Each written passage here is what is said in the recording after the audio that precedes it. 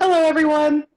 Thanks for taking time out of your Saturday to join us for today's online seminar, which is creating a do-it-yourself home studio. I'm Amanda Cantlin, the Director of Marketing and Communications at VG, and I'm so happy to welcome you to today's event. We'll be starting with a Home Studio 101, followed by a Q&A session and a deeper dive into topics of interest to this group, probably ending right around 3:30 p.m.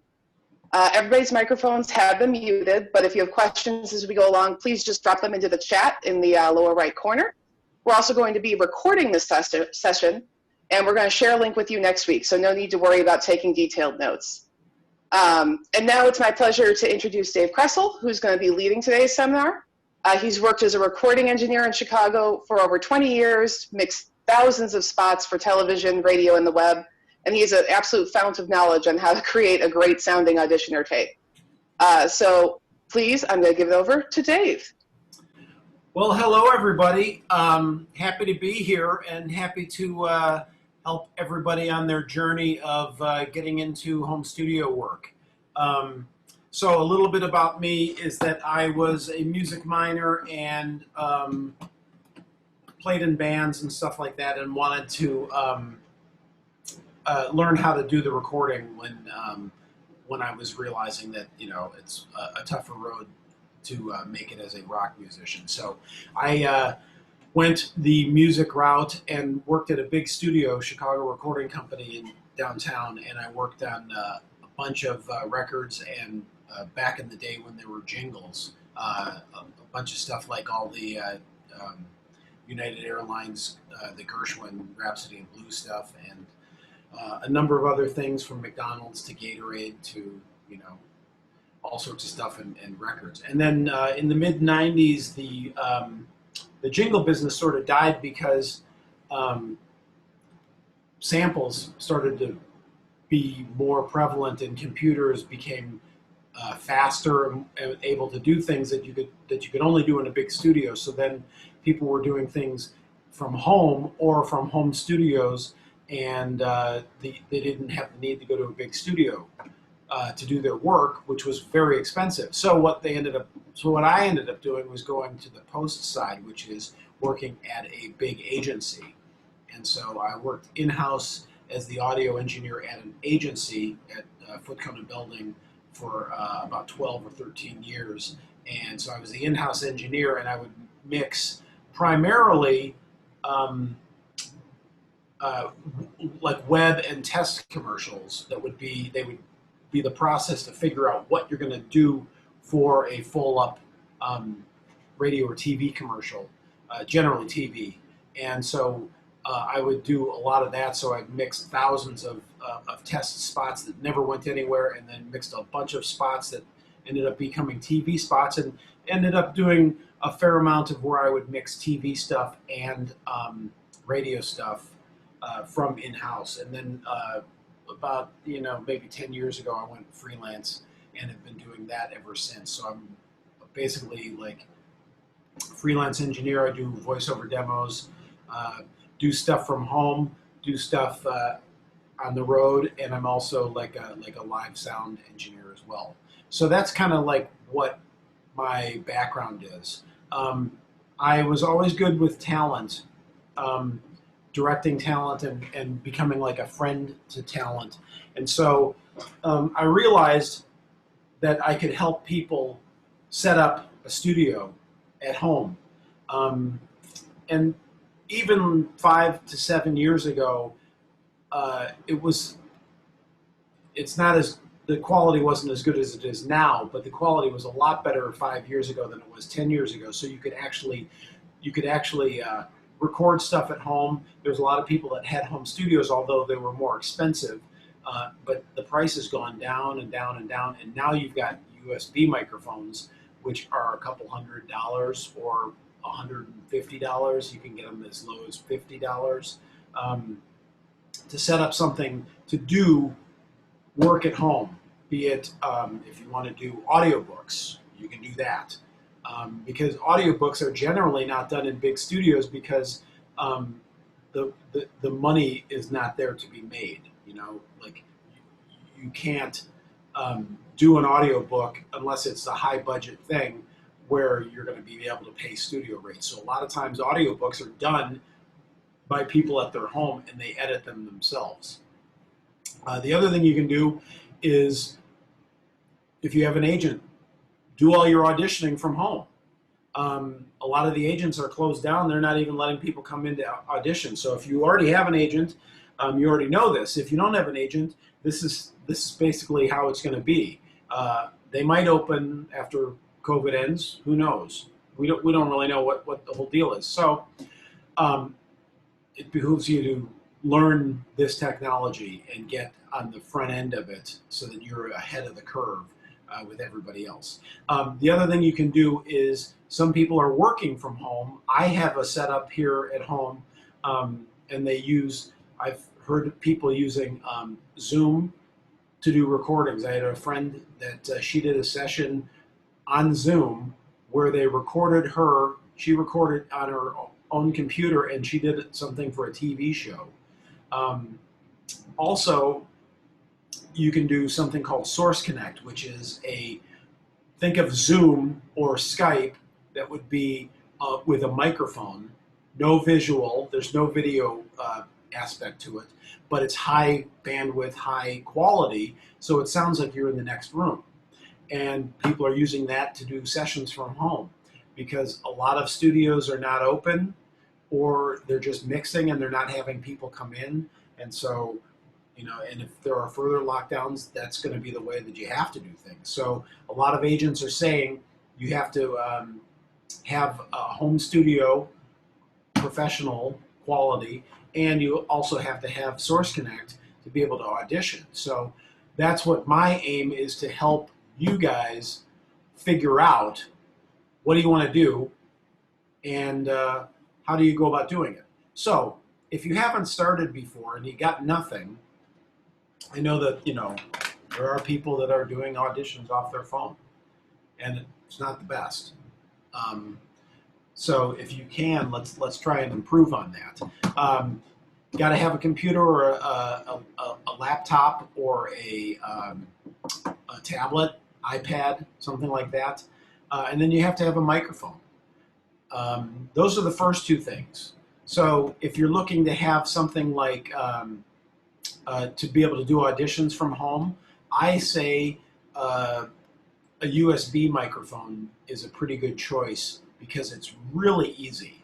I've got one here. This is more of an expensive one. This is called an Apogee Mic Plus. This is like a $250 microphone, but you can get microphones. I have another one called a Blue Yeti, but I lent it out to a friend. About this big, very small. It comes and you can put it on a tripod, a little tripod here. You screw it to that. There's just a screw on the back, like a threaded screw. You could put a windscreen on it, and on the bottom, you have the one plug that goes to your computer, and then you've got one plug for your headphones. So you can just take, your earbuds or whatever headphone, plug that in, and then you're able to listen to yourself. This is a really good choice for $250. It's pretty easy, pretty foolproof. There's like two buttons on there, so there's a knob to control your volume, and pretty foolproof. And then the nice thing about it is it comes with 3 different cables. So you can do a regular cable, which would be from the microphone to just a regular USB, or you could go from the microphone to a USB-C, or you could go from the microphone to a lightning cable. So you could go into an iPad or an iPhone. Relatively easy. This works with Mac and Windows, so if you are a Windows person, never fear, that will still work. Most of the other ones too, the Yeti and a bunch of these other ones. Rode makes a good one. I can give recommendations on microphones if people are looking for that.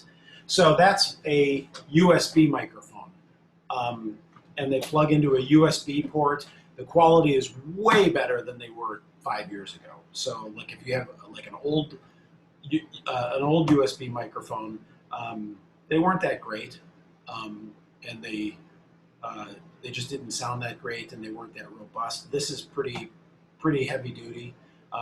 Blue Yeti's pretty good all around mic. You can use it for podcasting. You can use it for voiceover. I've got friends that have done sessions from home with it, and they do audiobooks with it. So that's a good choice. Another type of microphone would be like a regular.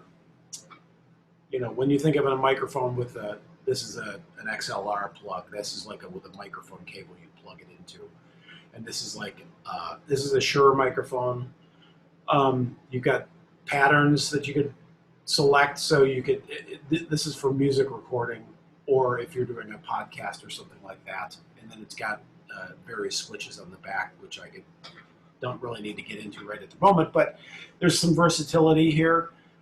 This is a good choice, but you need a preamp with this because you need something to plug your headphones into, and you need something that's going to be the interface between this and your computer. So this is more expensive. This is about like a $600 microphone.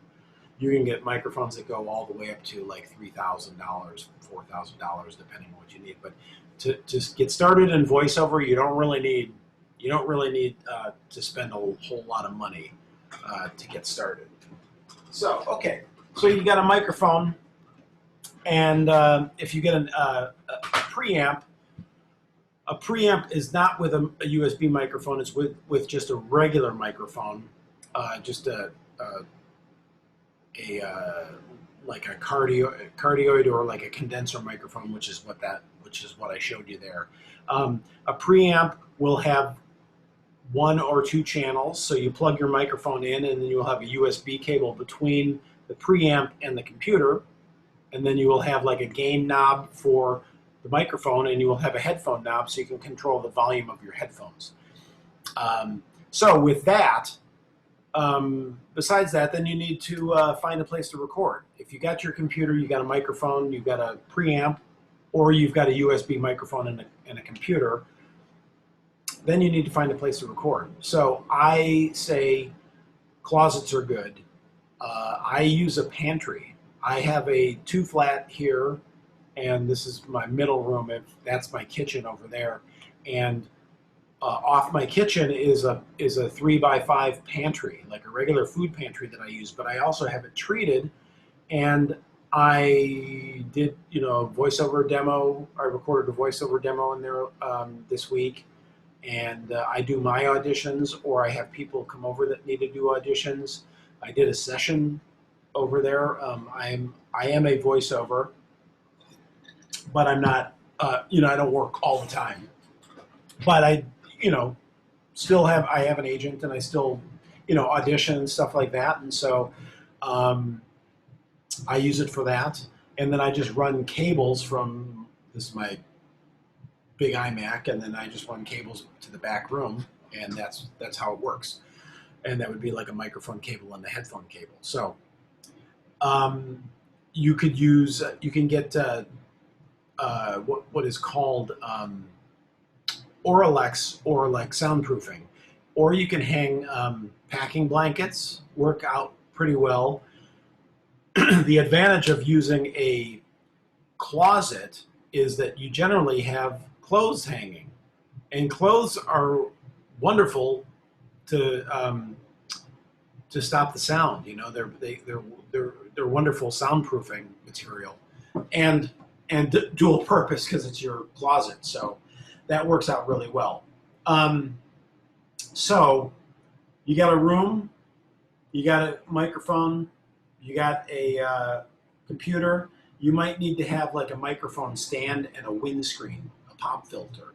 A pop filter would be like a circle that might have like either mesh or metal, like a grid on there that would stop the plosives, the P's and the T's, from going straight into the microphone. Or you could have something that would be like just like a wind, like a foam wind thing that would go over the head of a microphone or a capsule of the microphone. These you can pick up for like $5-7, Amazon or B&H or wherever, and they work fine. So you need that. The other thing that you would need would be like a microphone stand. That would be, you just thread the microphone onto that, and then that would live in there. So that's basically it. And then you'd need a pair of headphones that you can plug into the microphone or the microphone jack. Some headphones will be, like some you can even use earbuds, and I just use earbuds for stuff sometimes. Some headphones I've got, like these are Sony. These are old, but I've used them for like, I don't know, 15 years or something like that, and they have this is a 1/4 inch, and this is like a mini. This is like, like your Walkman jack. But the 1/4 inch will screw off, and it will have a mini underneath, so that if you need to plug into your USB microphone, you could do that, because most of them are not going to have a 1/4 inch jack. Most preamps are going to have a 1/4 inch jack, so that's why you use that for this. So headphones you can get anywhere from like $50 to $100. You don't need to spend a ton to get headphones. So you can get into this for, $50 for headphones, or less if you're going to just use earbuds. USB microphone, you can buy a Blue Yeti. There are other microphones that Blue make, that Audio-Technica makes, that Rode makes, that are like $99. Get those. Get a stand for $20. Get a pop filter for $20. You could be in basically with everything minus a computer for under $200, which is pretty great. So then, once you have everything, you need to be able to record. And so you're going to record in, there's a bunch of different programs. What we're talking about when we record is a DAW, a DAW is what the term is. That stands for Digital Audio Workstation, which is just your program. So if you've got a Mac, you can use Garageband. And Garageband is free if you have a Macintosh. The pro version of Garageband for Apple is called Logic. That's $199. I don't recommend it. It's great if you have it and you do music on the side and whatever, and you want to use that. That's totally cool. But there's a higher learning curve with using things like Logic and Audition and Pro Tools and whatever other one like that, where they are editors and they are for mixers. So I am like a recording engineer, so I do like sessions where I'm like mixing a TV spot or whatever like that, and or mixing a short thing for film, or for I mixed something this morning for YouTube, and there was probably like 25 different tracks that are all summing down to 2 tracks. So those programs facilitate that. You can't do that on GarageBand or the other free or cheap ones like Audacity or Twisted Wave or Sound Studio. Those are free or cheap. Audacity's free. GarageBand's free if you have a Mac. Audacity works on Windows. Mac only is GarageBand is only on Mac, and same with Logic. Pro Tools can be on both. Audition can be on both, but those are more expensive. Audacity's free, GarageBand's free, Twisted Wave is like $75, I think. I think it's cheaper if you're using it on iOS, and then Sound Studio is like $20. So you can get into this for pretty cheap. So you hook your microphone in, you set your level on that, and then you just press the red button. There's going to be a red record button, and you record yourself, and then spit that out for turn it into an MP3. So you have to learn how to edit things, and there's just a little bit of a learning curve, but it's relatively easy. So that's the main thing. And then what you do is you make an MP3 out of your Audition, and you put it onto a folder, so you can kind of keep track of where all your stuff is every time you do an audition, and then you send it off to your agent or the end user or whatever. And so that's basically what you go about doing. Additionally, there's a thing called Source Connect, which I will go into as well. Source Connect has two different ways. There's one that is free and it's browser based, and it is you use it on the Google Chrome browser, and so it's it's pretty much a lot like Zoom or Skype. It's free, and you basically send an invite to somebody else, they accept the invite, and then you connect, and it's pretty good audio. It's not, it does have some artifacting, or it might do that catch-up thing that you kind of see with Zoom, where like a word will get faster or slower, kind of thing. But for the most part, it's really good. I've actually done a session with that, where people were like the small agency that was doing it. The editor was at home, the producer was at home, the account people and creatives were at home, so they were all listening in, and the voiceover was here. And so it's a really easy way to do things for free. You don't need any special program. You don't need to. You need to register if you're going to be sending, and you would register with Source Elements, which is the company that has Source Connect. So it's source-elements.com. We can leave links for that. And then there's a paid version of that, which the paid version and the Source Connect Now are not compatible. One is a free-based, browser-based thing, and the other thing is a complete program that you open up on your computer, Mac or PC, doesn't matter. You set your microphone and your speaker, and then you have a contacts list that you use with your account on Source Elements, and then you get people in your contacts list, and then you can connect with them. So all you do is you click on the person. If they're available, you click connect, and then they will get a dialogue that says,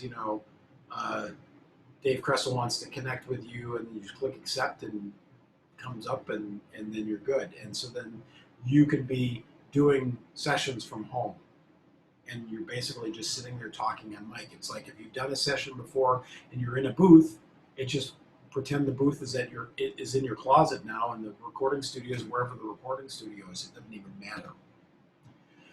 So that's essentially what the process is, as far as anything is concerned with just kind of getting started and figuring out, what do I need, how do I get going, and so I think that there was Colin, you had a poll of like what level were people in their kind of in their voiceover or acting journey, where they were like, did they have any experience or not? I'd like to know that. And then also the other thing is, if you're doing it, there you go. So here's a poll that I wanted to take for anybody that was just saying, hey, what have you been doing? What are you working on? Do you know anything of what I've been talking about already? Do you need help with that stuff? So that's kind of like the poll that I wanted to check out and see what anybody had to say about.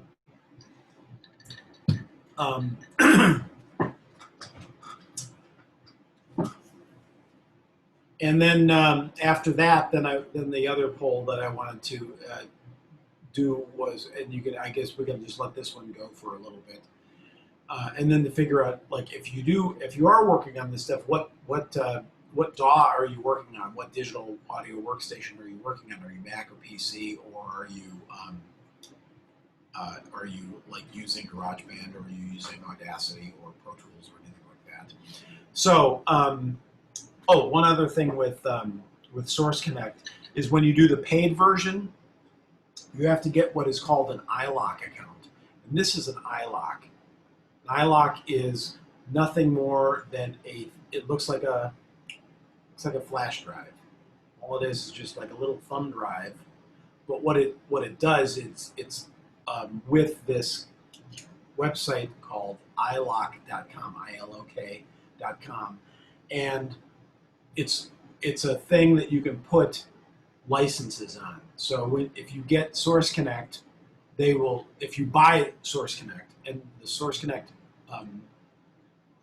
paid version is either $650 for the full version, or it's $35 monthly. So it's not a cheap thing, but if you get that, then you get the license from them and they deposit it in your iLock account. You can either put it on this thing that's a dongle, or you can put it on this people just call it an iLock, or you can have it put onto your computer, so you don't have to worry about, if you're only using one computer, you can just put it on that. So that's one thing to remember. The other thing that I should maybe plug is that I have Source Connect here at my home studio. I live on the northwest side of the city, and I offer to voiceovers, if they need to do sessions, that they can come here to my place and distance. I can put a mask on and do sessions from here via Source Connect, so that they don't have to worry about trying to connect with it if it seems like the technology is too daunting. And then I just charge an hourly fee for doing that. But it's kind of like a nice service for people to be able to do it and be able to do sessions from home and not have to worry about the they don't have to worry about the like the technology of it. So and then I see the other poll is the recording software that I wanted to say, if anybody's using. If you're putting anything into the chat, okay, I see somebody's got Audition. That's good to know. Audition's a great thing, and a lot of video editors use Adobe. So that is the main editor now for video editing. It used to be Final Cut, which was Apple, and then Final Cut changed, and everybody changed off to Adobe. Okay, so that's kind of about what I got. I had a question about name of microphones that recommended. Oh, I've got a couple to recommend. It would be an Apogee Mic Plus. This is a really good mic. It's $250, so it might be more expensive. You can get other microphones cheaper that are good too. I just like this one a lot because it's super. It's not flimsy, so it's good. Another one is called the Rode makes a USB mic. I think it's called a Rode NT USB, I think. RODE is the company. They're from Australia. They make good microphones, and I think the Rode USB mic is like $150, $160. B&H, Amazon, Sweetwater, Guitar Center are all good places to find them. American Music Supply. What other ones? And then a third one would be the Blue Yeti. Blue is the brand, BLUE, and YTI is the microphone. And that's a very common microphone for voiceovers. I think on Amazon you can get it for like $130, $129, $130. USB microphone, pretty good quality. The thing about some USB microphones is that they can go to higher than there's a sampling rate for digital. If you're doing ACX or audiobooks, it's 44.1 thousand, which is the resolution of a CD. And that's just how they made it when they made digital for CDs. Then the resolution for DVDs is 48,000 hertz, and that is what most broadcast is. So you can do recordings where you do 44.1 or 48, but you could also do recordings where you double the sampling rate, and then you're doing 96K or whatever the 44.1 times 2, would be 88.2. So you could do that, and some microphones won't do that higher resolution. Generally, I'm only recording at 44.1 or 48, so it doesn't really matter to me. Those are 2 or 3 microphones. Audio-Technica makes a good brand, or good ones. Shure makes good ones. I don't know that Sennheiser makes a good USB microphone, but they make really good condenser microphones, and that's the shotgun microphone that you see in all the studios. It's the long black, it looks like a cigar about that long. And that's like an industry standard microphone. So, any other questions we got? Amanda, do you have anything to add? You want to? I do not at the moment.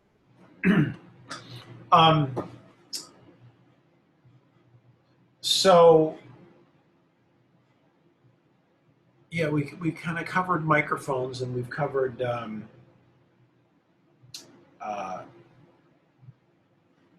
preamps. Would be if you're looking to buy a preamp and you're getting a microphone that would be like a regular XLR microphone like this, you can buy a Focusrite Scarlett is a pretty good preamp, and it's like $100. I think is the cheap. The one channel version is $100, and then there's another couple ones. Avid makes ones that called an M-Box, which is what Pro Tools has. But you can get a lot of these things at the same places at Guitar Center or Sweetwater or B&H or Amazon. All relatively cheap. So that's something to think about. Okay. Let's see. What else could we cover then?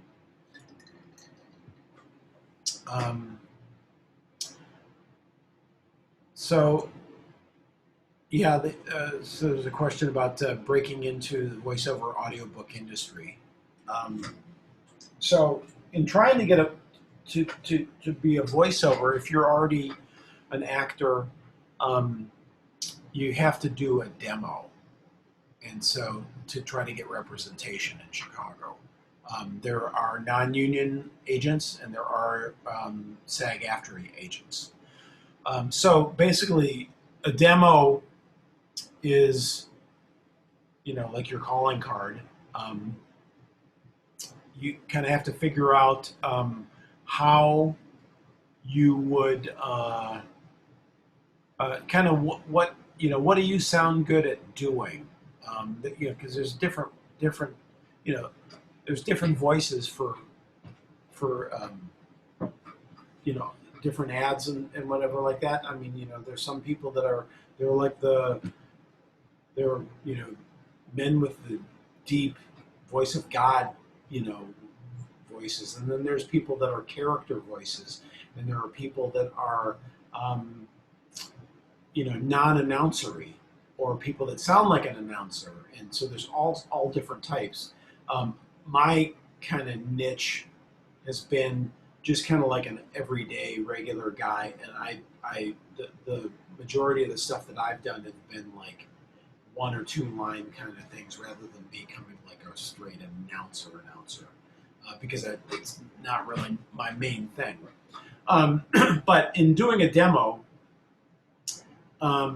you'd have to get scripts. I would probably look to iSpot TV, which is a website where you can look at commercials.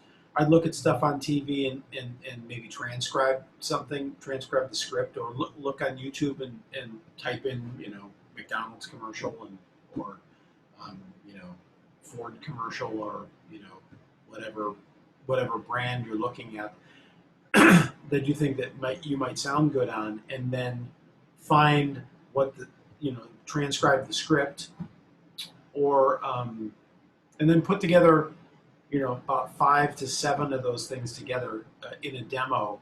You're trying to do a 1-minute demo, which would be something you'd give to an agent.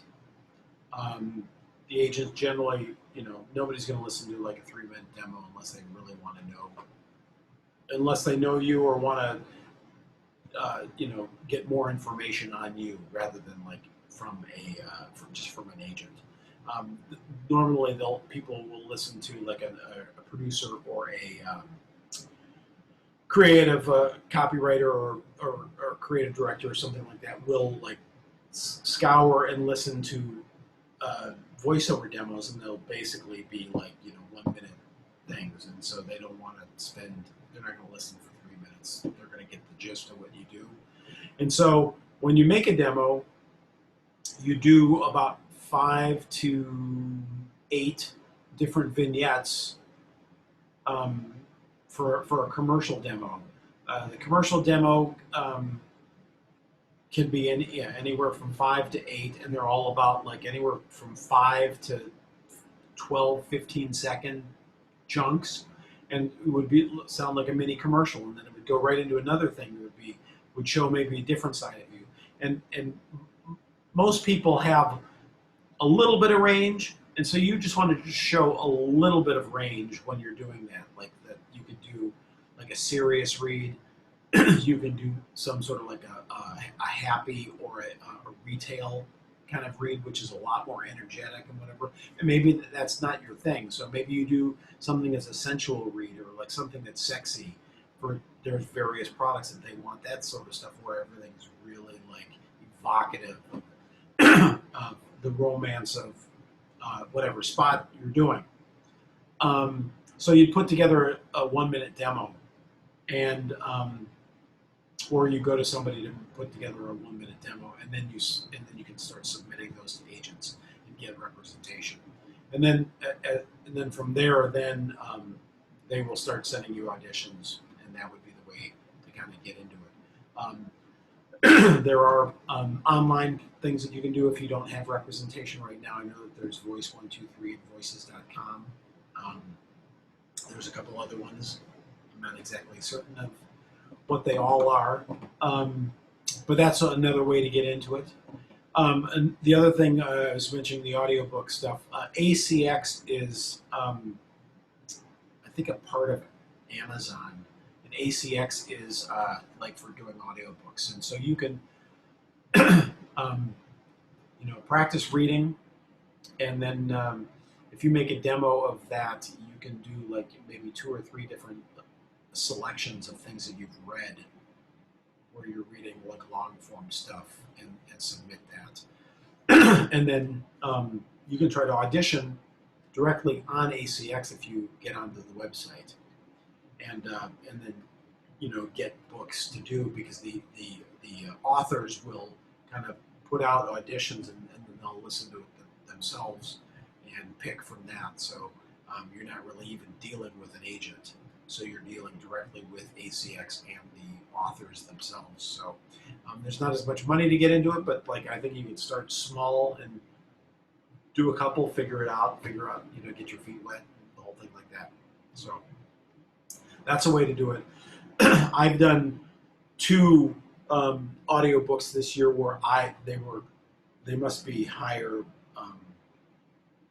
They must be higher budget because they had the money to have me record somebody. I recorded somebody in my pantry for one of them, and then the other one I did was recording somebody via Zoom, where you share the screen, and then I ask to take control of the person's screen and record them themselves, and then send it to myself so that I can conform it within Pro Tools and then send it off to the editor. So that's another way to do it. And so that's about how to get into the voiceover thing and the audiobook thing. There are probably 5 or 6 SAG-AFTRA voiceover agents in Chicago, maybe even more than that, and there's probably that many or more non-union agents in Chicago as well. And I'm sure that if people are looking for that, I can furnish a list of ones to what the ones and contacts to go with as well.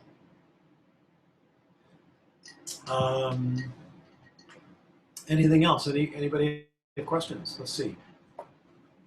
Oh, tips on how to create a good recording beyond buying equipment. Okay, well, first off, the equipment is pretty important because it determines how good the sound is. When you're getting a USB microphone, all the sound is coming from that. It's a little bit your recording area, but not completely. It's you know, the main thing when you're building a booth or you're building an area to record in is that what you want to do is you want to stop reflections. So if I had a microphone here and imagine that there would be a windscreen in front of it, if I were in a room, you would want the backside of it to be either carpeted or put pillows behind you, or a packing blanket behind you, or that Oralex foam, which looks like almost like an egg crate kind of foam. You can put that behind you. That will knock down reflections. If you're in a booth, I would recommend that. If you're in a closet, I would recommend that you carpet the floor. Don't have the floor be hardwood floor, because then it's going to creak. When you're finding a place to record, you know, some people don't have much choice because you're in a small place and there's limited places to do it. I would recommend, if at all possible, don't record on an outside window or an outside wall, because you're subject to, like, if you're on a busy street, you're subject to the sound of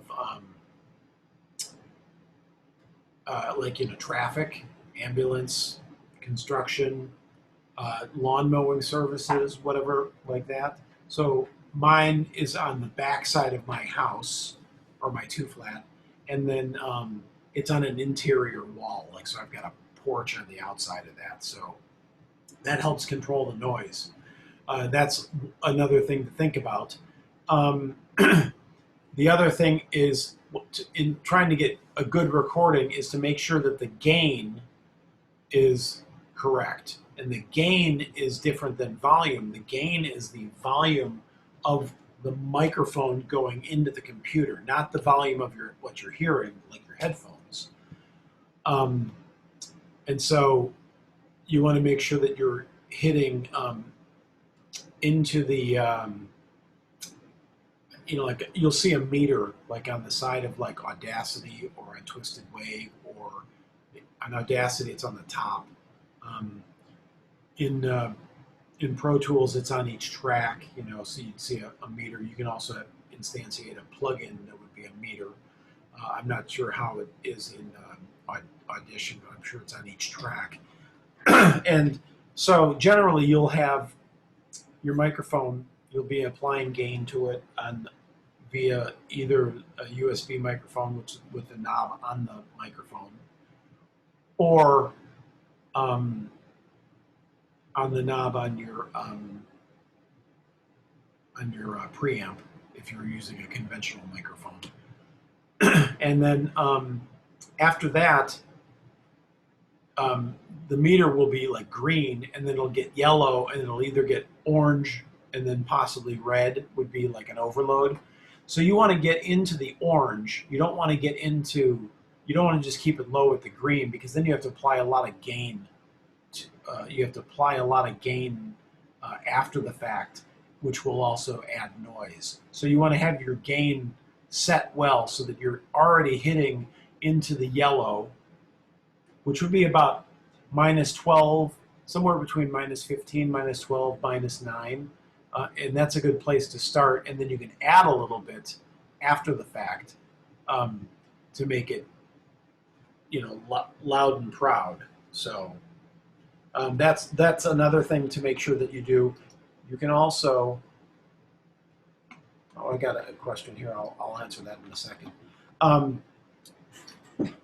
You can also, after the gain, you can also add a little bit of EQ and a little bit of compression to your file after you edit it, which will kind of not trick, but kind of like trick the end user into thinking that what you've sent is pretty legitimate. It just makes it sound a little bit more like it's a broadcast. Because you're adding a little bit of EQ.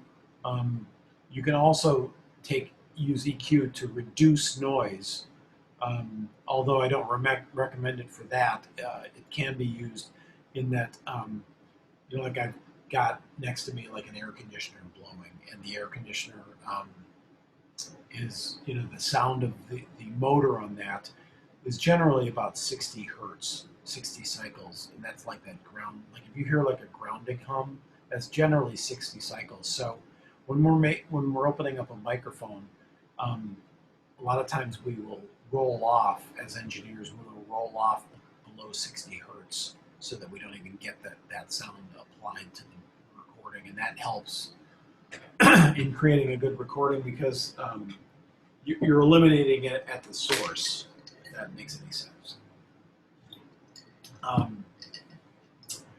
So I had a question about what's the first thing you do when you receive a script. How do you break it down?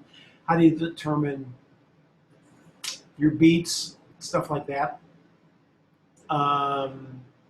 And did you create a sound booth inside your pantry or purchase one? If so, what did you buy? I did not purchase anything. I had that Auralex foam, which is 2x4 sheets of it, and I use 3 or 4 sheets to kind of get behind the microphone, and then to the side, and then around the front. And then the person stands up to the microphone, and it's just kind of semi-quiet. You close the door and hang a towel along inside of the door, and that's essentially it. So in getting to a script, when I receive a script, I will mark it up with pencil mark, and let's see if I have something. I just did a demo.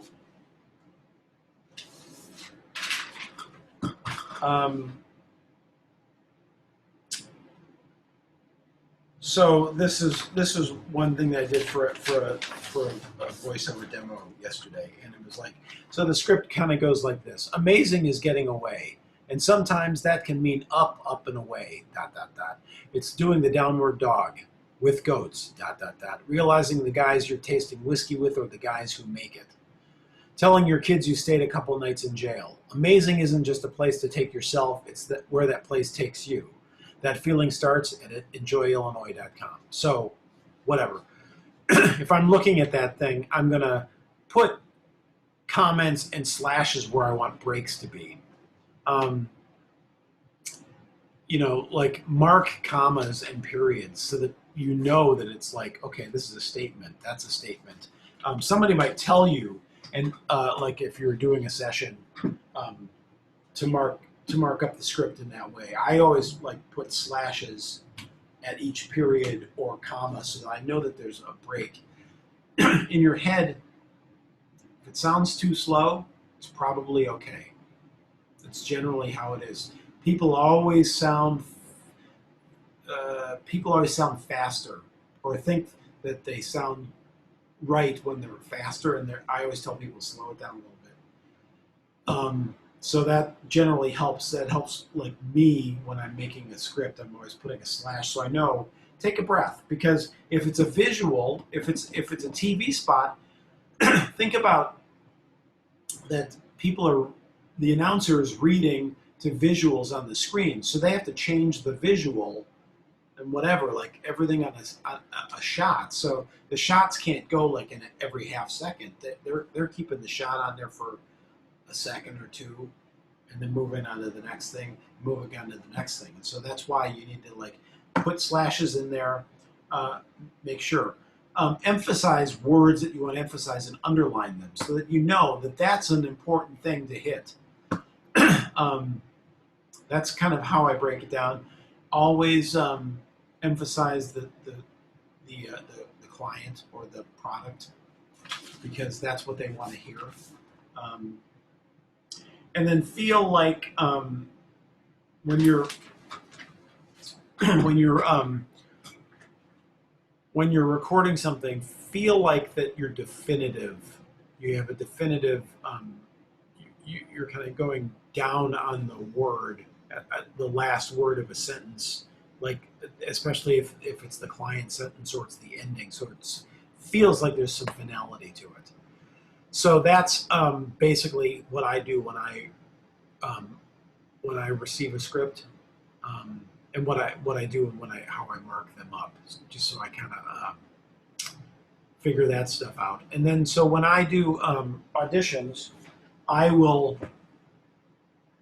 use Pro Tools here at home, so I will open up my track. I have a session just called Auditions 2020, so it's like I just open that up. It's set exactly the same. I just press record and I walk into the booth, and then I let it record the whole time. And if I screw up a line or whatever like that, that's just what I do. And then I can edit it later. I'll edit it and fix it so it's right. And then I will apply. I don't do any noise reduction. I will apply a little bit of EQ. I will make it a little bit brighter and take away a little bit of low end. If you have a deeper voice, you don't want to take as much low end off or do a high pass, which looks like a diagonal slash. You don't want to do as much. If you have a higher voice, you can get away with it, because people that have higher voices don't even possess the lower frequencies. So getting rid of it will just contribute to getting rid of noise and any rumble and any HVAC noise and etc., all that sort of stuff. So that's what I do, and then I add compression. So I add a little bit of compression because it thickens it up, makes it sit a little bit better. It makes it sound just a little bit more professional, and makes it sound a little bit more like my agent's going to listen and go, oh yeah, that sounds legit. That's all I want. I want the people that are the end listener, the end user, which would be either my agent or the writer who's listening to all these things, or the art director, or the producer at the agency, or the creative director, to kind of listen to that and go, okay, yeah, that sounds like an ad, because a lot of times I remember back in the day, before we had MP3s and people could listen themselves, people would actually come into the studio, so we would listen to all the auditions, because I would gather them all together from, agents would send them, and I would have to put them together on a thing, and we would listen at the same time. And they would, I'd be playing it on a DAT tape, which is a digital audio tape, which was a way that we would use recordings back in the day. It was kind of like a digital version of a cassette. And people would go, yeah, next. And they'd listen for 3 seconds, and if they didn't like it and it sounded like crap, they'd just go next. And so the people that sounded good, they'd give more of a listen to. And so the thing that I realized through that is that making your stuff sound good and doing these things to get your audition to sound as good as it can is half the battle. But what it does is it eliminates the thought of anything besides your read and your interpretation and what you're bringing to it. And that's what you want to be judged on. Is you don't want to be judged on like how shitty your microphone is and how bad your booth is and if there's noise or there's an ambulance going by or something like that. You want to be judged on, did I nail that read or did I not, you know? And if am I the right voice for the thing? That's what you want to be judged on. And so my job and what I'm trying to do with this whole consulting thing and whatever is to try to eliminate all those other things so that you can just worry about being an announcer and being an actor and do your craft and not have to worry about this other ancillary, you know, like superfluous stuff. So that's where I kind of go with that. That's as far as like the question of receiving a script and sound booth, whatever like that. Are there any other questions?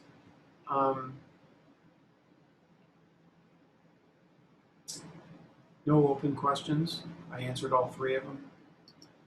That's what it was. Amanda, do you have anything else? No, sorry, my dog was barking in the background and finally stopped. That's all good. Anybody else have any other questions?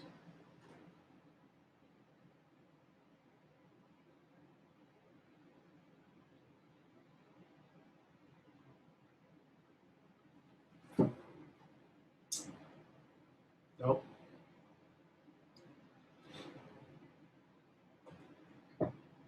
I guess not.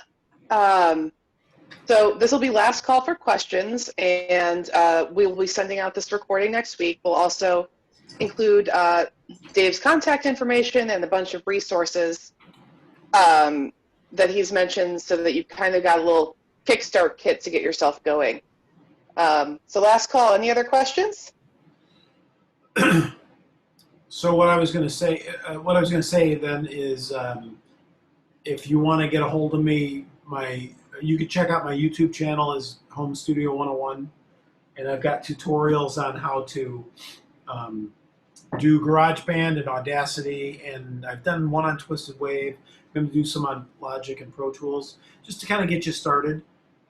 That's also my Facebook page is Home Studio 101, which is kind of like my Instagram, which is Hey Kresl, so which is my last name. Anything else? And if people are looking to do demo work, I do that as well, and consulting on setting up home studios and stuff.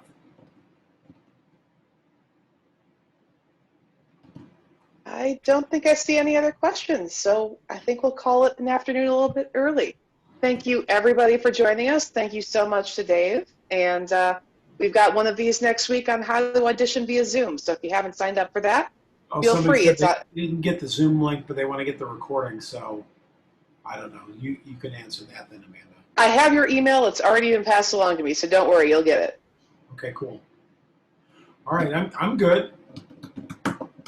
Great. Let me know if there's anything you need. If don't hesitate to reach out. I'm sure Amanda will send along my contact info and whatever like that. And I'm around and on the northwest side of the city if anybody has the need.